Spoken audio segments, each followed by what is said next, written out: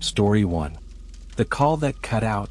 The first time I heard my name in the canyon, it came thin and glassy over the radio, like it had been dragged across a bottle mouth. Avery, it said. Avery. 2 beats, and then static rasped the syllables apart. Hold, Caldwell said immediately, raising a palm. Our team lead kept his voice low and the rest of his body already moving. That was Caldwell's gift, issuing caution without stealing momentum. He cocked his head, waiting for a repeat, scanning the lip of brush where the flood-scoured sand gave way to rock. Nothing. Just the wind knuckling the scrub and the distant grit of a vulture's wings. You hear that? I asked. Hear what? Diaz behind me was still working a knot in the haul line. My name. On. I tapped the radio clip to my chest. Caldwell looked at me for half a heartbeat. Negative copy. Keep moving. We filed down into the slot, boots whispering on talus, heat pooling tight as a hand under the brim of the canyon. September light stayed high and white. The granite on either side kept it, bounced it back. The missing hiker, male, late 30s, seen leaving his car at the trailhead yesterday evening, had a GPS track that died here at the mouth of the wash. His girlfriend had reported him missing at dawn. He was, statistically, a day hiker who turned one wrong rock into 2 bad decisions. Hey rookie, Diaz murmured up to me. He always called me rookie, though I was 3 months into probation and had already borrowed a heat rash from everyone else's summer. Canyon does weird crap to sound. You know? Yeah, I did know. I'd read the briefings and had the lectures. Radio dead zones, multipath reflections, the way your own voice can lurch around a bend and come back stranger. But the voice had said my name. Twice. Like a friend not sure if I'd heard. We worked methodically. Caldwell took left, where cattails listed towards a drainage, and sent Tara to angle high on the bench. I moved with Diaz in the center, tracking the scuffed crescents that might be shoe prints and might be nothing. The trail ended the way bad trails end, into brush that pretends it's thin until you're gut deep in it, thinking of snakes, pretending you're not. That's when my phone buzzed. I glanced down, surprise tripping my chest because there was no service here, not even a lonely dot. The screen lit up, 1 new voicemail. Timestamp read 11:42 a.m. I checked my watch. 11:37. Diaz, I said, you seeing this? He peered over my shoulder. Probably a transcription lag. Visual voicemail does that sometimes. Maybe. But I didn't have visual voicemail turned on. And the little icon wasn't my carrier's polite badge. It was the older, uglier tape reel symbol, like my phone had time traveled into a flip model. Avery, Caldwell's voice snapped in my ear now, a clean bark on the command channel. Hold position. Copy, I said automatically, though my thumb was already in motion, dialing my voicemail. The usual menu came up, the recorded voice so familiar it slid past the skin and went straight into the back of the head. 1 new message. Play it, Diaz said, grinning like we were getting away with something in church. I hit 1. The canyon filled with my voice. Not a recording of me this morning. Not a speech, not a briefing. Me now, speaking low and fast in the way I do when I'm scared and trying not to sound like it. Avery, listen. Breath hissed ragged under the words. Don't go left at the split. That ledge is rotten. You'll think you can make it, you can't. There's pink tape on a willow. Turn right there, drop into the bowl, then climb out on your stomach. Cottonwood with a lightning scar, north side. You've got 5 minutes. Don't argue. Just go. Then static swallowed the rest. A long, thin squeal cut, like someone dragging a fork across metal, and the message ended.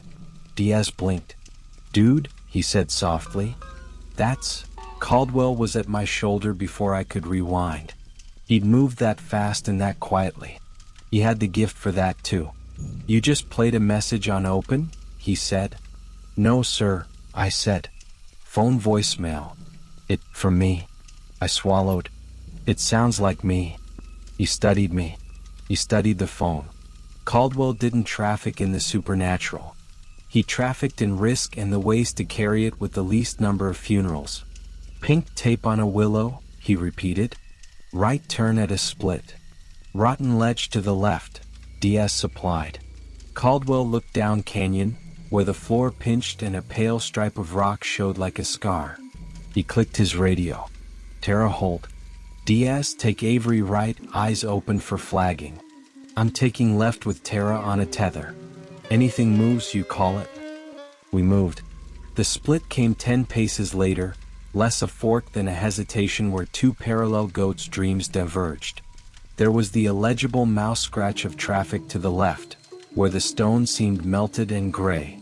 To the right, a shingled stack of rates and shale that would shift under your weight like cornflakes. And there, God help me, there was a shred of faded pink survey tape tied to a finger-thin willow that had no business being alive in this heat. What the hell? Diaz breathed. The tape had been wrenched by wind and weather into a tired ring, but it was there. I looked at my watch. 11:39. We turned right. The shale hissed. My boot slid an inch and caught. I dropped my center of gravity the way Caldwell drilled it into us. Belly low, hands light, weight wide. Diaz moved like a cat, following my exact prints like stepping on someone else's shadow. The canyon cupped us into a bowl almost immediately, a pocket carved out by flash floods and slow time, lined with a crust of caliche that looked solid and wasn't. On your stomach, Diaz confirmed, mostly to himself. We both lay flat and inched. The world shrank to the reach of a forearm, the scrape of cloth, the insect rattle of pebbles scooting ahead. When we reached the opposite lip, Diaz hoisted first. He turned and offered his hand. I took it. He grinned with all his teeth the way he does when the bad idea worked. A shout banged across the canyon. Caldwell. Tara's voice, bright with fear. Then something gave way in that not sound that carries more information than any word, an intake of breath from 4 people at once. I spun. I saw the left path crumble like meringue. The pale stripe of rock wasn't a stripe, it was a plate. It tilted off the wall and went to dust. The tether went tight. Caldwell's arm wasn't on the right side of the rope anymore. Move, Diaz said. He was already moving, scanning for a traverse we could anchor from our side. We were 30 feet offset now, not reachable, but in the canyon your voice can travel where your hand can't. Caldwell. I yelled. Here, he called back after a beat, breath punched thin. On a ledge. It holds for now. I checked my watch. 11:41. Cottonwood with a lightning scar, the message had said. North side. I looked up. Above us the canyon tuned into a flute. The north face was darker, pocked with varnish. Halfway up, a cottonwood leaned from a seam that must have been a water trickle in spring. Its trunk was slashed with a dark, twisting scar, a long burn that licked from base to halfway up, silvering at the edges. Lightning. Diaz, I said. We have to get to that tree. He didn't waste time asking why. He shot me a look that said we were past asking and yanked the coil off his shoulder. There was a gully that might stair-step us within reach of the cottonwood. It wasn't a promise, but nothing out here was.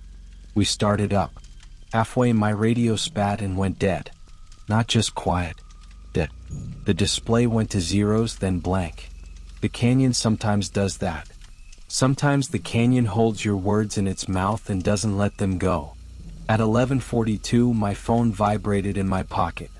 The voicemail icon blinked once and steadied, like it had only now been born. We reached the cottonwood at 11:43. Up close its scar smoothed under the hand like old bone. Someone had stapled a fragment of aluminum can into the bark years ago. The tree had eaten the metal and kept going. We slung a line around the trunk and threw coils down to Tara's position on the opposite wall, aiming for distance and luck. Tara snagged it with a hooked pole and clipped off, lowering the line to Caldwell. Haul, Diaz said. We hauled. Caldwell rose slowly, hat gone, one sleeve shredded. He came over the lip white around the mouth and gave the tree a pat like he was greeting a patient old horse. Tara straddled the edge, panting. We all sucked air for a while, heads down, listening to our hearts talk too loud. That was something, Caldwell said eventually, which for him was giddy. I was about to say yes when my phone buzzed again. No service. One bar blinked and then vanished. I held it up anyway. Another voicemail icon winked, then stayed. Again? Diaz said. Same timestamp. Caldwell asked. I checked. 11:47 a.m. It was 11:45. I didn't press play. I was sure, suddenly and irrationally, that if I heard my own voice again before the time caught up, I'd vomit. Silly how the mind puts gates on the unknown. I swallowed and shoved the phone back in my pocket. We still haven't found our guy, Tara said hoarsely, like she was reminding us we had a reason to be here besides not dying. We've got 5 minutes, I said before I could stop myself. 3 sets of eyes. Right. My mouth was running on a script that wasn't written yet. There's a pocket down in that bowl, I said. Where we crawled. Flood scours. Sometimes the sand crusts over air. If someone breaks through, you're thinking he's under, Caldwell said. I'm thinking he's breathing if we're lucky and suffocating if we're not, I said. And the only landmarks we have are the ones we can see from where we are. Caldwell considered. He hated guessing, but he hated wasting time more. He clapped my shoulder once, wait human, and nodded. Go. We went back down, this time fast. On the floor, I skittered to the bowl's base and lay flat, cheek to grit. Sound carries weird in sand too. If you're quiet, sometimes the earth will tell you what it's hiding. I heard it, not a voice, not a cry. A tiny regular bump. Tapping. Like a ring against a phone case. Like someone in a pocket thought they could drum their way out of being swallowed. Here, I said, pointing to what looked like absolutely nothing.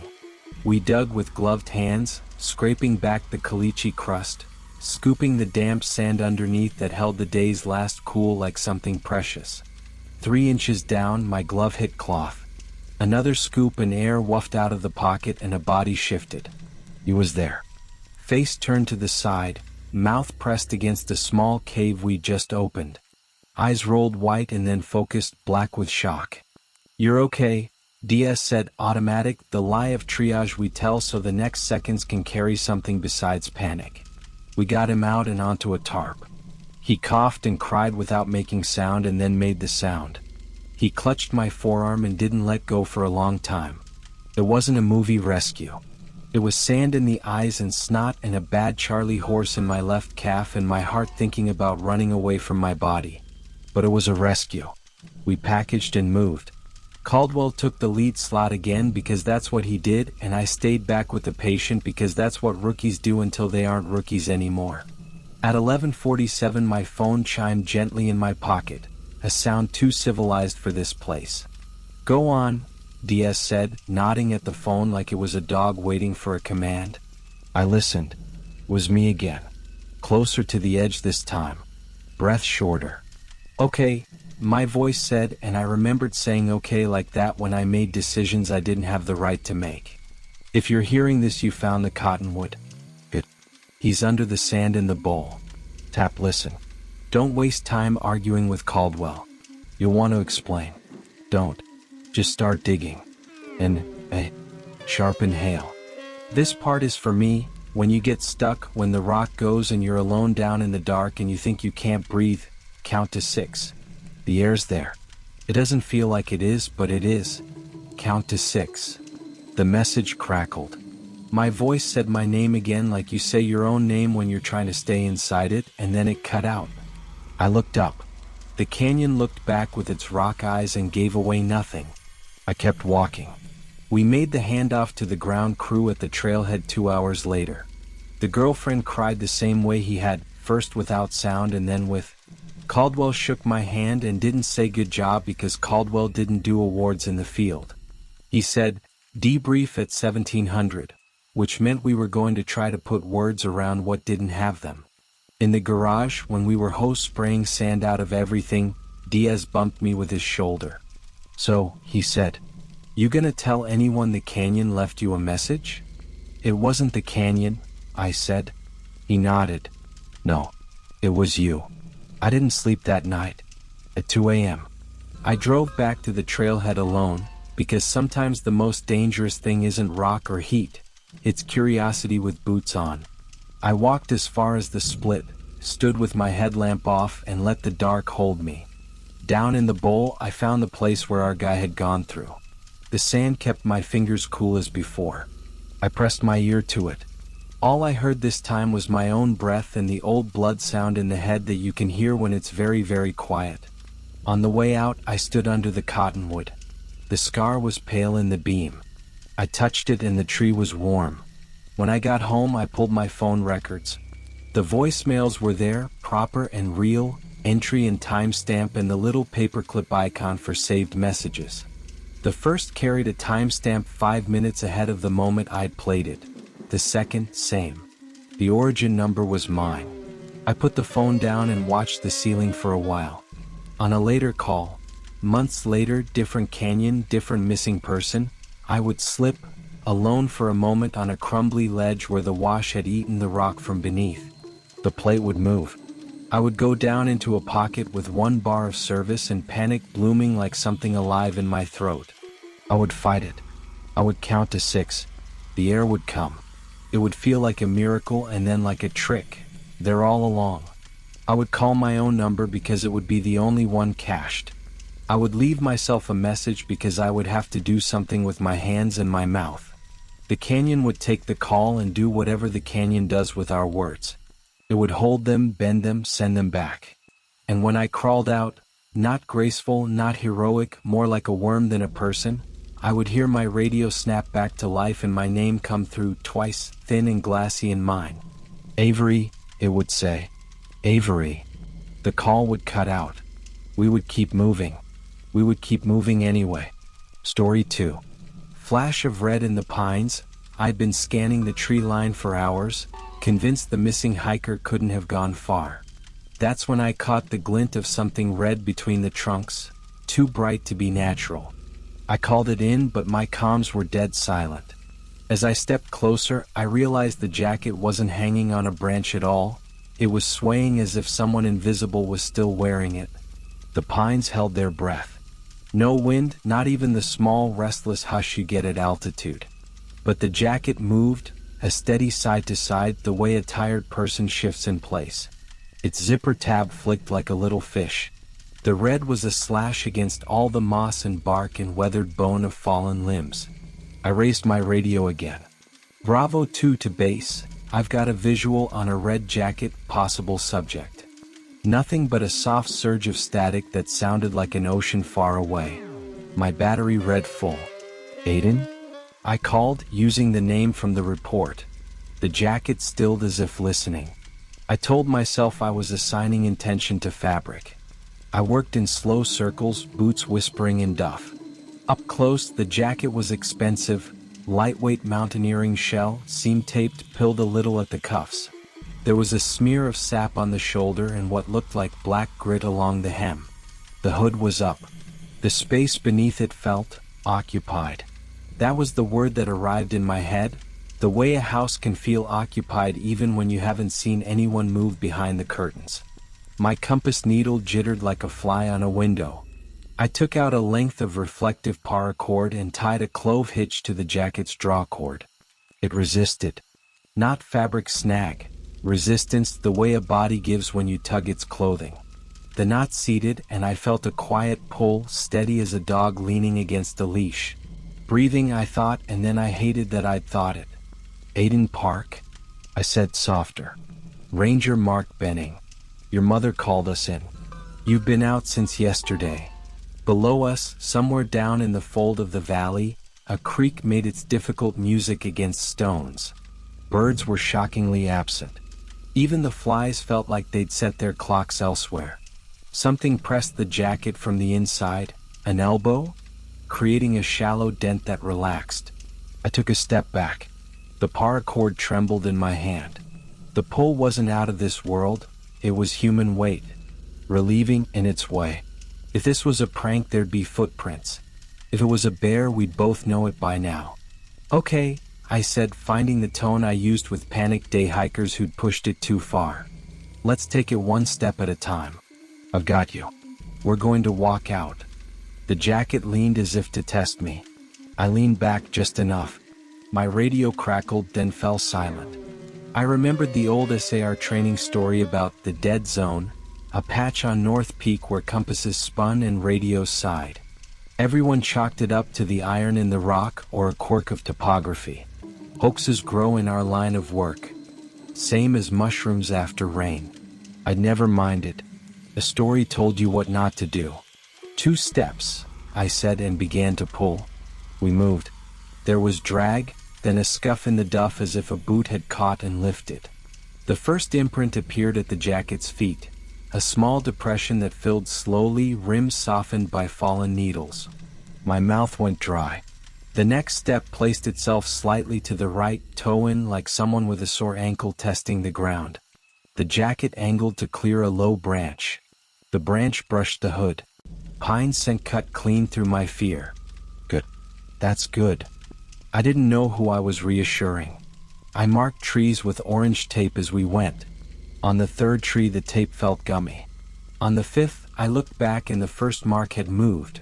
It hung not from a branch but from my paracord itself, an orange flag twitching near the jacket sleeve. I blinked hard. The flag remained. I keep my head in weird moments by naming details. It's like finding handholds. Resonant cuff. Seam tape peeling a millimeter at the elbow. My own breath colder than the air. When I tested the cord, something on the other end tested me back. A minuscule lag, then answer. I pictured Aiden, pale and dehydrated, wedged in some trick of the rock, and this, the jacket, whatever, was the part of him that could still move. That was the shape my brain could hold. We stepped toward a break in the trees where I knew the ridge path would start to flatten. My watch said 1440. The sky, through tines of pine, had the hard white of a late afternoon that plans to run out of weather. Base, this is Bravo 2. I tried again even though I knew. Subject is ambulatory. I'm bringing him in west along the Harding Cut. The radio hissed and then an unfamiliar voice said, O2 copy by relay. Confirm your location. You dropped off comms at 0713. The voice sounded urgent and distant at once, as if it had learned to speak through one of those museum whispering galleries. Confirm Harding Cut above Old Quarry, I said. Be advised, my time is 1440. A pause just long enough for me to fold fear into a pocket. Negative, the voice said. Old Quarry team reports you came through at 1605 without contact. We have your pack. I stopped. The paracord went shock-taut and then, after a second, slackened as if the invisible person had turned to look at me. My pack was on my back. I could feel the weight of it, the ridged hip belt, my water bladder sloshing. I looked down anyway. The straps carved into my shoulders. Pine pollen dusted the top flap. I put one gloved hand on it as if there was a trick it could do. I'm looking at it, I said. And I have the subject. Another pause. The jacket shifted left. My tape fluttered near its sleeve, not in any wind I could feel. Say again, the voice said, and then went to static. Maybe this is what panic is for, to set limits on what you'll let be real. I decided the relay operator had misheard. I decided the Old Quarry team meant some other ranger. I decided we were too close to argue. You and me, I said to the jacket. Aiden, if that's you, you just keep your feet moving. If you can't, you let your weight fall into the cord and I'll do the work. The jacket leaned. We made a little progress. Twice the cord dragged across bark without touching it. Twice I told myself it was a trick of light. The way out of the ridge is to keep your mind in the next 10 yards and not let bigger thoughts in. Bigger thoughts eat you. The first human sound we heard was my own name. It came from ahead, sharp as flint. Benning? For a moment I thought I'd called it. Then I realized it was Taylor, my partner on this search. Her voice was threaded with anger the way it gets when fear and relief show up the same minute. I opened my mouth to answer and the jacket, whoever wore it, leaned back hard. The cord sang across my glove. I held fast. Hey. I made my voice small so I wouldn't spook whatever had decided to stay with me this far. That's my team. You're okay. We're okay. Taylor's red helmet bobbed between trunks. A second helmet behind her flashed blue tape. She was close enough that I could see the tiny piece of foil candy wrapper stuck to her chin bar from some earlier call-out. There you are, she said, voice high with relief and fury. Jesus, Mark, do you copy? Did you ignore? She didn't finish. She didn't see the jacket. Both helmets aimed at me and then past me, scanning. Taylor's eyes slid across the space where my line entered the air and found nothing to interrupt them. Her face registered confusion and then something like grief. She raised a hand, palm out in the universal stop before you step off a curb. Do not move, she said. I laughed. I couldn't help it. It sounded wrong in the quiet. Could use a hand, Tay. She looked exactly where the jacket was. Her gaze slipped off it like rain off oiled canvas. I felt something cold behind my ribs. The second ranger, a kid named Luis, lifted his radio. Negative visual on subject, he said. His voice shook. Negative visual on Benning's line. He's alone. Alone. The cord burned against my glove as the jacket leaned away, as if pulled by a gravity I couldn't name.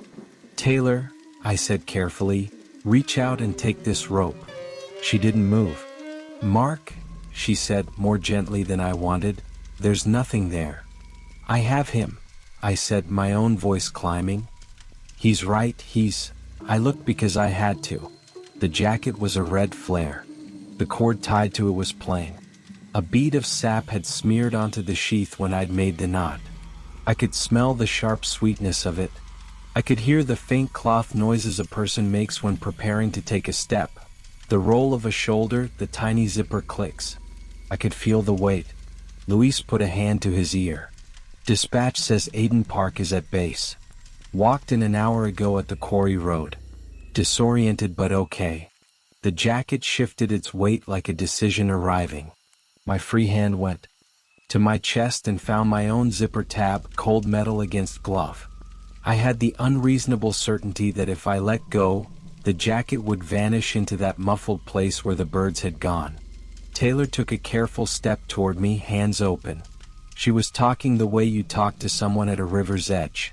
Mark, look at me. Drop the rope. The jacket tugged once gently. A gesture a person makes when their arm is held and they need it back. Without calculation, I did an old thing, the kind you only do when your hands know more than your head. I shortened the lead and stepped into the red jacket, into the space inside it.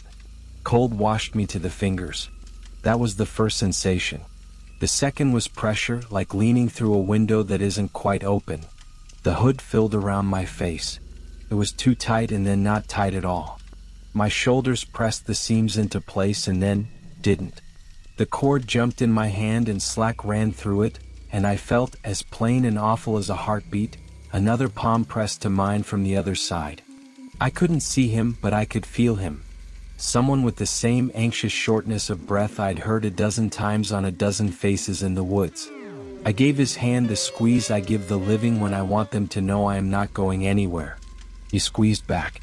Okay, I said, and the word sounded as if I'd set it into a coat closet, a space with coats and mothballs and dust motes hanging like planets. The world beyond narrowed to a slit. Taylor's helmet, the line of her shoulders, her mouth forming my name. I wanted to tell her it would be fine. I wanted to make it true by saying it. The person whose jacket this was leaned forward. The cord bit my palm. We stepped. For a second there was an overlap, an algebra of feet. My boot in the duff, his not boot in the not duff. Then a sound like a popped knuckle somewhere very far away, and the pressure changed. The hood emptied, then filled with different air. The jacket shrank off me and filled up ahead, not red but red in skin and hair, everything that makes the shape make sense. A young man stumbled into existence 2 paces from where Taylor stood. He bent double, hands on knees, coughing. He wore the jacket. He had a black smear of grit along the hem. He looked up, and I recognized him from the photocopied photo taped to Dispatch's board. Aiden Park. Real as anyone. Taylor made a sound I'd never heard her make and moved. She caught him by the shoulders. Luis swore softly and then started talking into his radio too fast. I tried to step out of the knot space and found that my feet didn't know what ground was. The paracord hung between my hands and then wasn't between them anymore. I watched Aiden's eyes track the rope as if it were a snake between us and then blink past it, his focus sliding where mine could not. He looked straight at me as if he would thank me, and his gaze did what Taylor's had done. It slipped, caught a piece of air, and refused it. I spoke his name. He flinched at the sound alone. Time, whatever it had done, righted itself around them. More voices, more colors. The world's volume knob turned up a notch. In that widening music, I felt my own presence thin, not dissolved exactly but stretched. The jacket had never been bait. It had been a door held open by something that thinks in needles and stone. Taylor looked over her shoulder at the trees. Tears had wet stripes down the dust on her cheeks. "Mark," she said, a tentative joke loaded with hope. "You still with us?" "I'm right here," I said. It came out like breath on glass. She watched the space beside the jacket as if she'd smelled something familiar there. She swallowed. Then she put one hand on Aiden's back and began to walk him out. Luis flanked them, his blue tape bright with relief. I followed. It was easier to stay close where the jacket flashed. When I drifted too far, the forest drew tight and sound went small. Down the ridge, the creek's language picked up vowels again. Birds returned, a jay's rude scrape, a warbler's thread. The scent of pine was a blade and then a bomb. At the fire road, 3 more helmets, an orange litter, the white yaw of an ambulance. Aiden laughed and cried and tried to explain that he had walked for hours and never crossed the same stream twice, and then he did, over and over, and he had thought he was going in circles until the circles flattened and the pines wore faces, and then, "Easy," Taylor said, steadying him. She glanced once sideways into the trees. Her mouth pressed into a line. The paramedic lifted Aiden's sleeve, checked his pulse, cursed cheerfully about good luck. The command van door opened. Dispatch leaned out, hand raised, shading her eyes. I told myself. "Benning?" she called, automatic. Taylor didn't answer. Her jaw worked. She looked at Aiden and then at where the paracord would have been if anyone else could see it. She lifted a hand, slow as a tide, into the space between us and then dropped it as if she'd touched an electric fence. "Yeah," she said finally, to the van, to herself, to the woods. "He's close." That evening, a storm shouldered into the range and shook loose the tarp I'd left tied over the back of my truck. I watched the rain from under the pines because that's where the jacket was, a small red certainty that anchored me. Through its flash I could see human things with human edges, the angle of Taylor's shoulder against the van, the steam off the ambulance hood. Beyond it, the world blurred as if distance had learned a new trick. They said later in the report that I'd lost contact when I chased a glint of red into the trees. That by the time they reached me I'd already moved on. We don't have a box for that in our forms, so they used unknown. There was a note, courtesy of Taylor, that she'd felt a nearby presence, which earned her a small pile of grief and a larger pile of silence. The woods don't care what you put in boxes. They don't care if you believe the stories. They set out their offerings, rooms made of branches and light, doors made of weather, and we walk through if we have to. Sometimes someone walks back. Sometimes the price is a name. At dawn, when the storm had burned out and the needles were wet and flashing, a pair of early hikers started up the ridge path, bright with new gear and optimism. They moved with the spring-loaded care of people determined not to do anything wrong. One of them turned his head and frowned into the trees. "Did you see that?" he said. "What?" "A flash of red in the pines." His friend looked and saw only trees because that's what there was. "Wind?" he decided. "Or a bird?"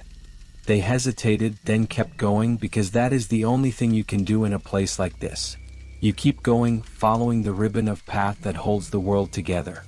The jacket swayed once as if someone inside it shifted their weight, getting ready. Then it stilled and the forest breathed again. Story 3. The empty tent by the river. We found a zip tent glowing by the river.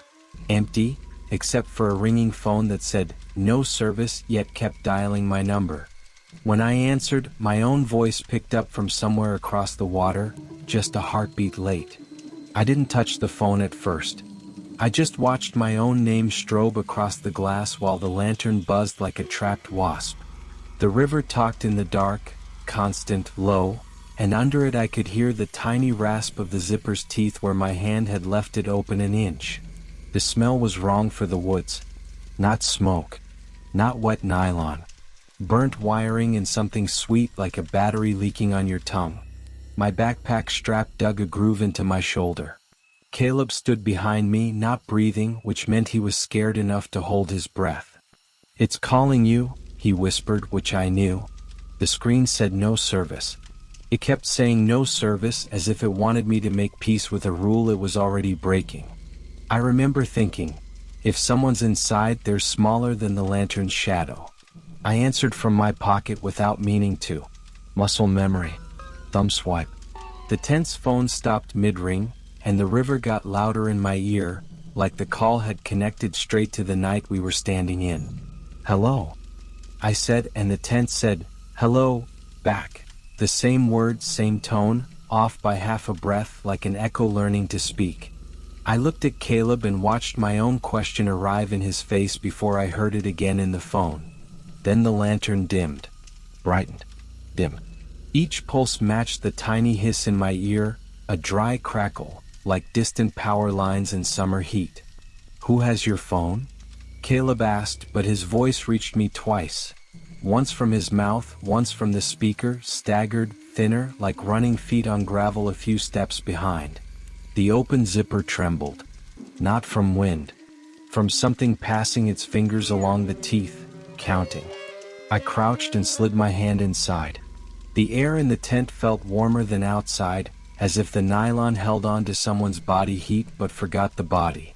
A sleeping bag lay zipped, smooth as a tongue depressor. A tin mug sweat a skin of condensation that smelled faintly of instant coffee and hot pennies. The phone on the floor blinked at me. My name, no service, and a call timer stuck at midnight that still ticked in my ear with each pulse of the lantern.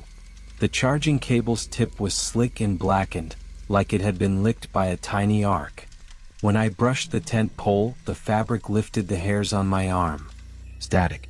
Or something wearing static as a coat. "Say something it can't guess," Caleb whispered.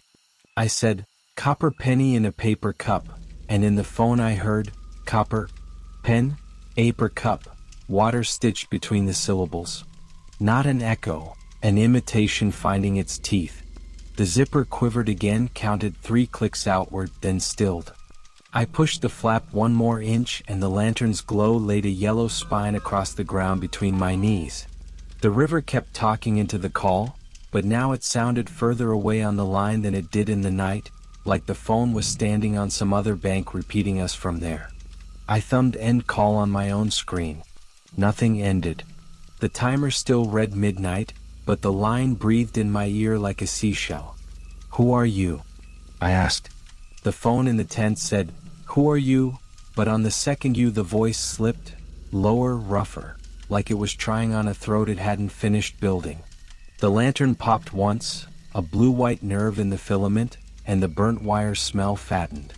I pinched the charging cable and it stung my fingertips, not hot, not cold, like touching the fuzzy side of a TV the moment before the picture comes in. "Ask it something that isn't a word," Caleb said.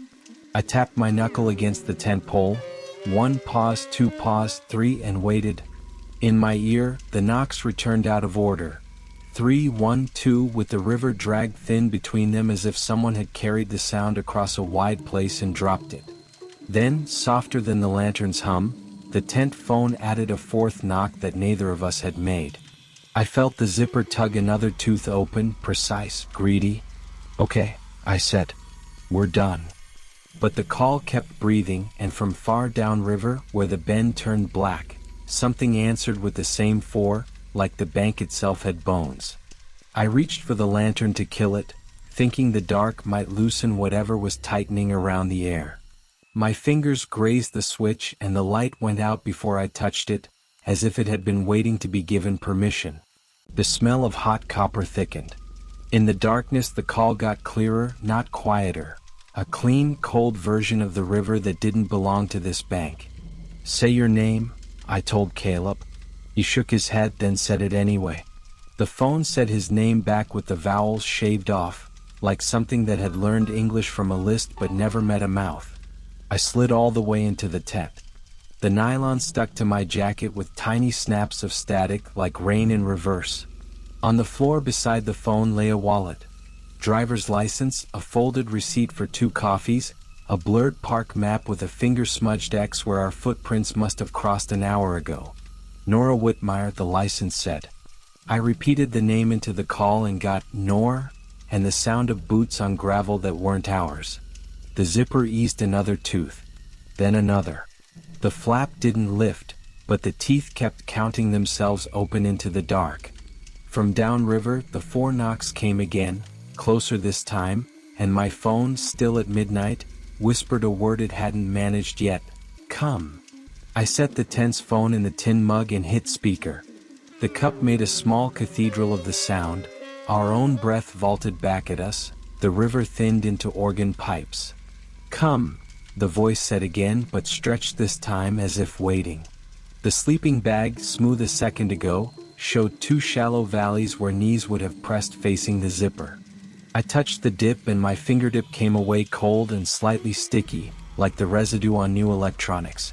The call rustled with the sound of fabric moving against itself, a nylon whisper from a place not exactly here. "Zip it shut," Caleb said. I pulled the tab down hard. Teeth kissed teeth. The line in my ear clicked once in approval. Then, somewhere inside the perfectly closed tent, the zipper restarted on its own.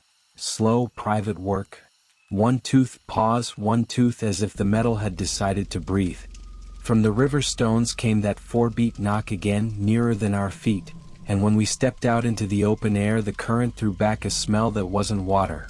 Ozone braided with something sweet, like fruit left on a radiator. Along the bank, a pair of boot prints led to the edge and ended. On the rocks below the waterline, the next prints were just darker patches, not wet, scorched. I didn't mean to, but my thumb tapped merge. The 2 zeros on the timer met like beads and stayed midnight, but the line doubled, our own voices braided with themselves a second ahead. From the speaker in the tin mug came the start of our night, word for word. I didn't touch the phone at first.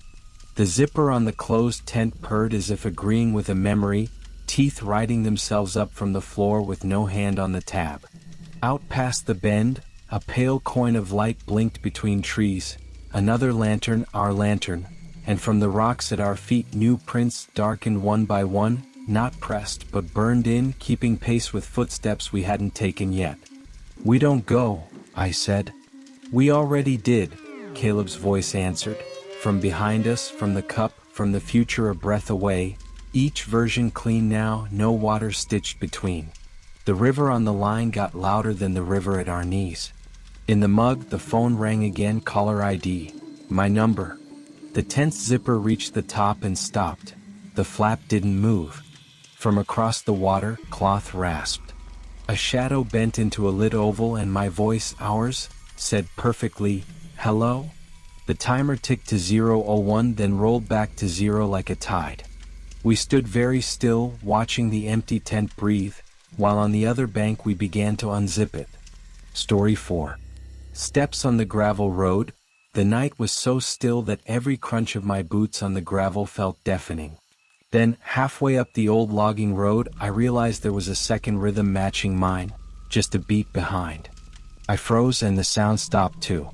My radio hissed like it wanted to catch a word, but nothing came through except a whisper that sounded a lot like, "Don't stop." I tapped the mic. Bass, say again? Static, then Morales, "You're at the fork yet, Claire?" "I'm just below it," I lied. The fork was still a quarter-mile ahead, where the road split around a stump lot and climbed toward the decommissioned fire tower. We were 3 hours into the search for a 14-year-old named Dylan Parrish. who texted a friend at sunset to say he was headed to the lookout to take pictures of lightning. The storms had skirted us all night, flickers behind the ridges, but they'd left a ragged wind that sifted the tops of the pines and made the whole forest creak. I took a step forward. Crunch. Then a heartbeat late. Crunch. You can make an echo out of anything in this valley: chainsaws, hunters' whoops, even a dog's bark, if it's a cold morning and the sound bounces the right way off the cut banks. But gravel doesn't echo like that. It's not one sound, it's a handful of tiny sounds tripping over each other. This was a copy, a deliberate lag, a shadow and sound. I kept going because I'm stubborn and because the boy's mother had clutched both of my hands so tight I felt the press of her rings long after we left the trailhead. "He always goes fast," she'd said. "If you think it's him, don't let him get too far." My headlamp threw a tight beam, and the quartz in the road sparkled like frost. Slash piles loomed on either side, black heaves of branches with old plastic flagging fluttering from them like wet tongues. I counted my steps to steady myself. 20. Pause. The second rhythm stopped, patient as a cat. I swore I could feel it standing when I stood, shifting weight when I did, a breath behind the neck hair rising underneath my wool cap. The radio broke again, a low band burble, and then a voice very close to my ear. Not Morales. Not the clipped cadence of the sheriff. Just a woman's voice, hushed and urgent. "Don't stop." Bass. I said louder than I meant to. "We've got interference on channel 3. Copy interference." Still no ping on his phone. Morales yawned into the mic. "You sure you want to take the road? Teams B and C are sweeping the creek bottom." "I want the tower," I said. He said the lookout. "Your dad used to work up there, right?" "Yeah." The word felt like a pebble in my mouth. My father had driven a skidder for tailwind timber until a cable snapped and the butt of a log kicked through the windshield and took him off the job and out of my life in a handful of seconds. His ruined hard hat sat on a hook in my garage like a moon crater. He always said kids love climbing where they're not supposed to. "Roger that," Morales said. "Call if you find sign." I killed the radio for a full minute to stop myself from asking him to keep talking. I didn't want to bring attention to the way my feet weren't alone. I didn't want another adult to say I was hearing things. Out here by yourself, it never helps to be wrong alone. The road passed a rusting skidder, yellow paint flaking in squares. I played my headlamp over it. Raccoon prints scribbled the dust on the hood. The second rhythm shuffled near my left shoulder as if whoever, or whatever, was with me liked the machinery too. I started up again. Crunch off crunch. I tried a trick step, a half step, and the lag stuttered to match it. My throat went dry. I remembered being 8 years old and hopping boot to boot in my father's tracks through a dusting of snow, stretching until the muscle along my shins burned. He used to look back and laugh and tell me to quit or I'd break myself trying to be bigger than I was. Love is just another word for memorizing someone's rhythms. I found sign where the road narrowed around a washout. A green candy wrapper snagged in a bramble, the corners wet with dew. A scuff of rubber where someone had slid their foot to keep balance. The tracks were slim and a little pigeon-toed. Dylan's mother had said he wore Vans with lightning bolts on the sides. I crouched, the road cold through my pants, and held the headlamp close to the ground. Crunch. This time, 2 pebbles rolled to my boot toe from behind, as if something had shifted its weight and dislodged them. I stood so fast my knees popped. The beam swallowed nothing. Just my breath making clouds, and the forest thick with small sounds, drips, ticks, the intermittent whine of an insect insisting there was still enough summer left to sing about. I put one foot on the washout's culvert, a corrugated pipe exposed by last spring's flood. Gravel slithered. The second rhythm stopped at the edge and didn't try the crossing. I needed a test. I crossed anyway, stepping lightly, and felt the culvert flex under my weight like a rib. The road tilted up sharply on the other side, climbing the last quarter mile. I was inside the wind now, where the pines thinned and the first glimpses of stars showed through. The radio hissed, and this time the whisper was crisp. less like a ghost and more like someone who believed every second counted. "Don't stop." "Who is this?" I said. "Identify." Silence. Then, faint and distorted, the smallest voice you can imagine. "Hello?" I swallowed the sudden tightness in my chest. "Dylan? Is that you?" The voice rustled like a hand over a mic. I went up. And then there was me behind me. I shivered. "Where are you now?" "By the tower. It doesn't like the stairs." The breath between words sounded like he'd run and only just remembered how to talk. "It wants to be me. It wants me to stop so it can be me." "Listen," I said, trying to keep my voice a blanket and not a command. "I'm coming. When I get there, we're going to walk down together. You'll hear the steps. You'll want to turn and look. Don't." A quick inhale. I didn't. I just ran. But it keeps being almost me. "I know," I said, and hated that I did. You don't grow up in a logging town and not hear stories. Old men at counters with their coffee mugs, telling about a night when they were working late and the ridge threw their voices back wrong, and for a split second they thought they heard themselves telling them to quit, telling them to stay, telling them what would have happened if they'd taken the other road. I made the last switchback with my calves burning.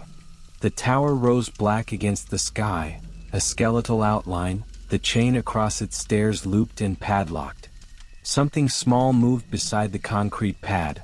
A boy curled under his jacket, knees to chest, camera bag strapped across his back. When my headlamp found him full on, he squeezed his eyes shut like light could hurt. I knelt and swept the beam away. "Hey," I said, softer than I felt. "I'm Claire." He cracked one eye. He was pale and freckled and squinting. The lightning bolt on his shoe flashed when he moved his foot, and the second rhythm, wherever it crouched, made a sound exactly like that shoe would make if it had stepped where he just had. "I heard you," he said. "On the radio." "Good," I said. "Then you'll hear me now." "I thought it was my mom," he said. When the whisper came. "It probably sounded like me," I said, and the words came before the thought behind them. Probably was me. Because I understood then, not as a truth, not as something you could prove and write up in a report, but as a rule that belonged only to this road. When I had stopped at the washout, the thing had stopped too. When I timed my steps, it had matched. Whatever lag was between me and its me was also the lag between voices. The whisper I'd heard had felt like help because help is a shape your own mind knows how to make. Maybe that was all it could borrow. Maybe this road had a talent for taking the next second from you and letting something else live it first. "Up," I said, and took Dylan under the arm. He was all elbows, too light for his height. He tried to turn his head. I brought his chin back with my knuckles. "Don't look," I said. "You're going to hear something in the gravel. It is not you. It is not me. We're going to walk and we're not going to stop till the fork." He nodded. We started down. Crunch. Off crunch. Then, because now there were two of us, a new sound, another half beat as if the path had decided to keep a second ledger. Dylan flinched at it. I tightened my grip. "Tell me about your camera," I said. "What do you shoot?" "Storms. Birds. Planes sometimes." "What shutter speed for lightning?" He pushed his glasses up with his free hand. "Bulb mode," he said, automatic, grateful for the quiz. "Tripod. Cable release. It's better if you can see the ground light up. Keep going." We reached the washout and the culvert muttered when I put my weight on it. The steps behind us crowded the edge and went still. Dylan went very rigid. I felt his terror get sharp and precise, the blade of it cutting my hand. I imagined what it would be if he stopped and the steps behind him took one more half beat and slid into his outline. A clean theft. A perfect overlay. "Don't stop," I said into the radio without pressing the button. It still worked somehow. The sound of me spoke in my ear half a second later, like a candle relighting from its own smoke. "Don't stop." Dylan heard it. He made a quiet, strangled laugh like people make when a joke picks the lock on their fear. "That was you," he said. "Yeah." On the far side we climbed. The road felt longer going down than it had coming up, the way bad dreams fold and fold themselves. I fixed my headlamp on a point ahead and walked toward it like toward a door. Dylan matched me. The steps came behind, patient, unbothered by our pace. At the old skidder they paused as if to look, then caught us again. They were never closer than a hand's breadth. They were never farther than the reach of a shadow. At the last bend before the stump lot, the night changed. You feel it when you're almost out. A little more wind, the dark relaxing around your ankles like water loses grip on you near shore. Dylan sobbed once, relieved and mortified at once. I didn't tell him not to. The second rhythm hurried a little, greedy for any linger. "Bass," I said into the radio. "I've got Parrish. We're 10 minutes out." Morales came back so fast it felt like he'd been waiting with his finger on the talk button. "Copy. Copy. Want me to meet you at the fork?" "You stay put," I said.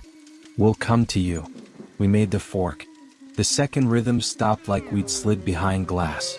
I felt a pressure behind my shoulders ease, then go. Then, nothing. Just the actual night. Just the ridiculous relief of it. Down at the trailhead the halogen popped on, hurling light at the trucks, stripping the trees of mystery and mercy. Dylan broke from me the last few yards and ran into his mother's arms. She made a sound like the bottom string on a cello. Morales handed me a bottle of water and said a half-dozen kind things I didn't deserve. They made plans to take Dylan to the ER to get looked at. People talked. Radios crackled. Everyone was solid again, names and faces and elbows bumping. I stepped back until the halogen's buzz was a nettle against the quiet. Behind us, up the black line of the road, the forest had already taken the shape of what it had been before headlights and voices. It had pulled the dark back on like a shirt. It would go on being what it was whether we believed in it or not. I keyed the radio and didn't think about what I was doing until after it was done. "Don't stop," I said into the mic, low and clear, the way I had heard it, the way I would hear it. The sound of my voice came through a half-beat later, tinny with distance, like a hand nearly touching my shoulder. Morales turned his head. "What?" "Interference," I said and clipped the radio back to my vest. My hands were shaking and would not stop. I watched Dylan's mother kiss his hair and saw, for a second, two versions of the same pair of hands. One clamped in grief, one opening in gratitude. The space between them fragile as a breath. It is an old road. It has carried men with lunch pails, men with saws, men who've slept propped against their steering wheels because the moon turned the clear-cut silver and they didn't want to go home yet. It has carried boys with cameras and women who keep walking because there is no other decent thing to do. Maybe it duplicates what it loves. Maybe it loves feet most when they are moving. When I took off my boots back at my truck, I shook an extra pebble from the right one, a flat gray oval I didn't recognize from the road. It pinged on the asphalt and spun like a coin and didn't fall over for a long time. I waited until it did. Then I went home. Story 5. Coordinates that shouldn't exist. We'd been following breadcrumbs that shouldn't exist. On the drive up the old logging road, Jess kept one knee on the wheel and one eye on the tracking app, refreshing the shared incident map with a thumb that had long ago calloused to the shape of a phone. Every refresh caught the signal that shouldn't have been there, little green pulses from Eli Hart's phone, climbing a ridge he shouldn't have climbed, still moving hours after his battery had supposedly gone flat. Multipath maybe, Jess said. Bouncing off the canyon. Or a prank? I said because jokes felt safer than hope. I talked to Eli's mother in the command tent, a woman scrubbing her knuckles clean against the edge of styrofoam cups. He's 19. 19-year-olds bounce. They also forget headlamps. Jess upshifted the Suburban and the tires bit gravel. The clouds had cleared into a brittle blue. It was going to be one of those high-contrast autumn days that make search and rescue posters look heroic. On those days the only thing that really moved was the shadow of the mountain and the memory of someone else's footsteps. Dispatch sent the last ping again. Numbers that lined up with the McLeish tract, logged over 20 years ago, scarred by slash piles and saplings. Our unit would be the second team in. The first team had peeled off toward the creek where a boot print was aspirationally identified. We parked beneath balsam firs. The smell of pitch and crushed fern felt like reasonable proof the world still behaved. Jess slung the overnight packs and I shouldered the comms bag. We took an azimuth off the old road and wove through alder thickets, careful of deer runs that would ghost us off our bearing. I counted paces and kept time on the half-minute. At 2,000 paces we almost walked into it. The clearing was a perfect oval, 60, maybe 70 feet across. The grass inside lay silver, every blade rimed with white. Our breath didn't plume. The branches around the opening were green, and the air was not cold, and yet the oval was winter under noon. Jess stopped like a dog at an invisible fence. What the hell? I swallowed the immediate stupid word, fairy, and said, radiational frost. Cold sink. Maybe it's a pocket. She shook her head. No wind. No shade. Look. My boot prints into the grass snapped the hush with a brittle sound like breaking an old teacup. The frost didn't collapse so much as powder itself, recrystallizing underfoot. My second step left no dark wetness, just another silvery scuff. The effect was instantly wrong. Frost always gave way to the foot. That was the contract with mornings. Ops, Foxtrot 2, Jess said into the radio. We've got eyes on something. I held up a hand. There were two distinct sets of prints already in the oval. One print was heavier, splayed a little, a hiking boot that had been carried more than it carried. The other set was lighter, more precise, edging a spiral to center and then backing out along the exact same depressions it had made going in. Eli? Jess asked, kneeling between tracks at sea in a problem she could not muscle open. Maybe, I said. I thought about backing out too. That's when my phone buzzed. Not the radio. My phone. I pulled it out. The screen lit with the tracking app's notification banner and, below, the map already open. Our team icon was a blue triangle. Eli's last known was still a green dot in the oval, the same as it had been through the last hour, the coordinate string beneath it like a whispered phone number. Another banner slid down. Subject status change. Then the headline, subject verified, Foxtrot 2, my name. And the coordinates matched the coordinates in the clearing. The green dot blinked and the label Wiowa popped over it, as cheerful as a text from a friend. Haha, I said because that was what you say to a punch to the ribs. Jess, are you? She was already reading hers, eyes gone wide. It just flagged you. Ops, what are you seeing on your end? I said into the radio and my voice was too bright. App just marked Foxtrot 2 as subject. My device. Foxtrot 2, confirming subject device ID matches yours, dispatch answered. We're getting pings originating your position. Confirm you are not the missing party. Confirm, I said. I almost added yet like a teenage boy like Eli. Jess stepped to the edge of the frost and didn't enter. We're done. This is some bad GPS joke or a dead man's echo or whatever. We mark it and circle it and we look elsewhere. I stepped forward a tiny stupid step because the prints were right there. The light changed. The change was small. The way sometimes a cloud you didn't register crossing the sun changed the way the hairs on your arm felt. The sound changed more. The forest is never quiet. There are always clicks and slips and the deep hiss of breath through needles. In the clearing there was a silence that was not absence but pressure. It felt like being underwater, ears filling the way your skull wonders how much weight it takes to crack. I took another breath. It felt wrong. Not cold, dry. I could taste something metallic, freezer burn and penny. You're at the center, Jess said, though I hadn't moved that far. Don't move anymore. Let me. Another buzz. Another notification. Subject status change. Foxtrot 2. Missing. I laughed, a bark that scuffed the frost. Classic. Jess made a noise that wasn't a laugh.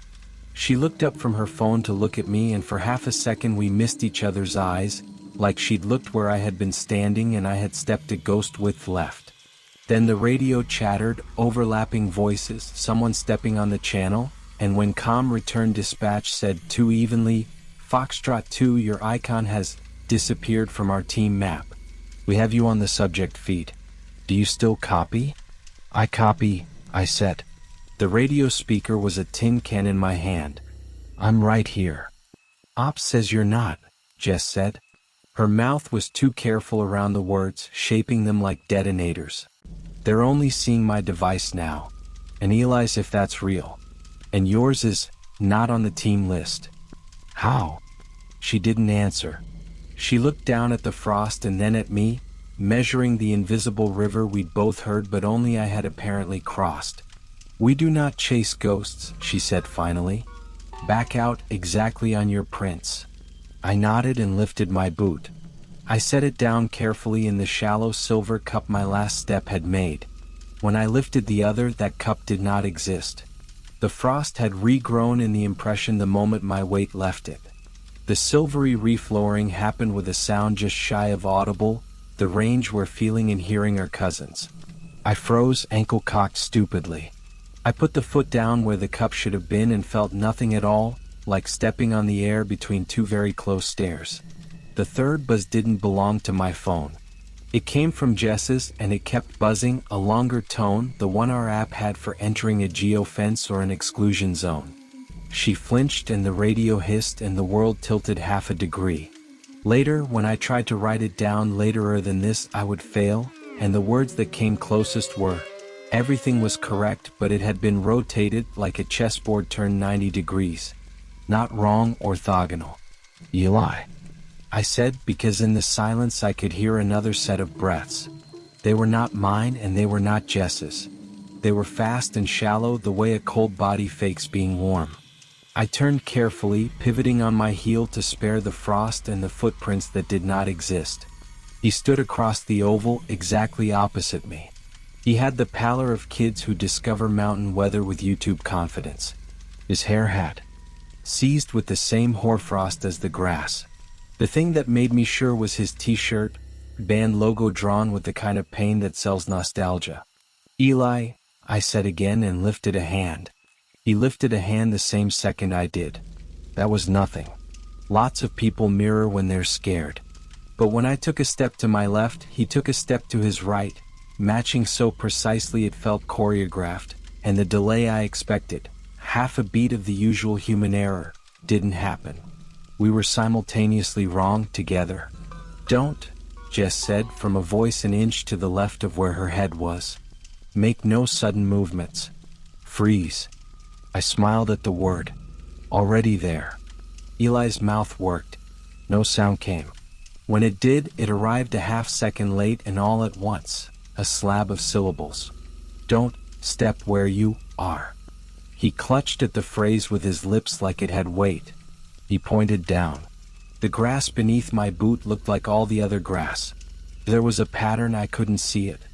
Only the spiral of one set of prints in and then out, and the other set that had given up and bull-rushed the center, and the center itself, a place the frost forgot, a damp dot the size of a thrown coin. Marking you is how it keeps you, Eli said, and now his voice came a little closer to the time his mouth made it. You get logged. You become the search. What is it? Jess asked. What does he mean? I didn't answer because I didn't know, because my mouth was suddenly full of that metallic taste and memory. What the app had done to me was administrative, not mystical. But we built our world out of systems, and some doors were only doors because we agreed they were. What if this clearing was not a place but a rule? Behind Eli, shapes moved at the rim of the oval. For a moment my brain rounded them to saplings shifting, to the sun working branches. Then I understood, there were more of us. Not many. 3, maybe 4. Their edges were wrong the way Eli's were wrong. One had a gait I recognized from 6 years ago when we'd never found the biologist with a paper map and a too eager stride. One had a puffy jacket that had been popular 2 winters back. We do not chase ghosts, Jess had said. The clearing did not need us to chase. It waited. Okay, I said to Jess and to the radio and to the other version of me the app had just invented. We're going to do this very boring. Old school. Sun to the shoulder, count paces, no devices. You're 30 feet from me, Jess said through her teeth. I can throw you a line. Throw it. She did, paracord with a weighted end. It curved a clean arc across the oval, bright against the frost, then twanged into a line that did not reach me. It should have. The distance was wrong. The line hung in the air like an underline below some sentence none of us could read. I could have sworn it was taut not because it was pulled but because the space between us had less slack than the space we knew. Okay, I said again and smiled because otherwise the strangeness would find the cracks and pour in. I'm going to close my eyes and walk back on the memory of my steps. No devices. I powered down the phone. The green dot went wherever dots go when no one looks at them. I shut off the radio and the sudden absence of ops in my ear was like taking off a backpack you'd forgotten was heavy. I set them both gently on the grass. They made no impression. Count with me, I said, eyes closed. Jess began to count aloud. It wasn't her voice I heard. It was mine. I counted to cover the fact that the numbers did not make the world come when they should, that the pace count I had lived by in ravines and thickets was now a poem recited in a language with the wrong vowels. I stepped, and where the frost should have been scuffed it rang, and where the earth should have been there was a sensation like walking across the backs of sleeping animals, careful not to wake any, quite sure that if one woke it would be the world. After 8 steps I opened my eyes. I was still at the center. Jess had tears standing hard in her eyes, unfallen in the dry air. You never moved, she said, though she had counted with me. Eli shook his head. Don't trust distance, he said. Only direction. Only something that can't be renamed. Polaris, I said. The word landed in the white air and stayed. I tilted back my head and found the daytime ghost of it faint in the blue, not a point so much as a certainty. I set my left shoulder to it and took one step that was not a measure but a vote. The frost beneath my boot squealed like chalk. For the first time it gave.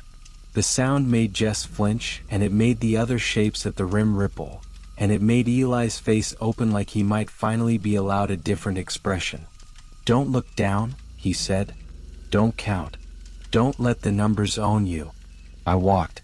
The oval's edge did not approach so much as accept. When I reached the border, I felt it the way you feel when you stop being watched. The pressure left my ears. The metallic taste washed back into sweet, ordinary air. I set my foot into the unfrosted grass outside and everything leaped an inch to where it should have been and stayed there, like a picture snapping into focus. Jess grabbed me. Her hands were ice. Jesus, Jesus, she said, and then she laughed because neither of us were religious and the word was just a relief valve. Behind me, the phone I had set down continued not to be there. We watched it be nothing for 3 heartbeats. Then both of our pockets buzzed and we did not take our phones out because we had finally learned one thing here. Now what? Jess asked. Now we don't mark it, I said.